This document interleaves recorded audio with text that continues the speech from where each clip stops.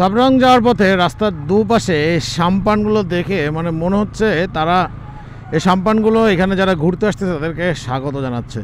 দেখেন এত সুন্দর বাতাস এবং বাতাসে সাম্পানের যে ফ্ল্যাগগুলো আছে এত চমৎকারভাবে উঠতেছে। আর এই সাম্পানগুলো বিভিন্ন কালারে কালারিত, হলুদ, নীল, সবুজ, লাল, মানে বিভিন্ন ধরনের রং এই সাম্পানগুলোতে।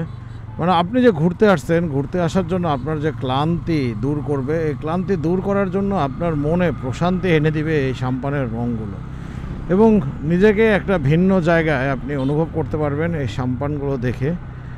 চোখের শান্তি যাকে বলে আর কি, চোখে এক ধরনের শান্তি লাগবে।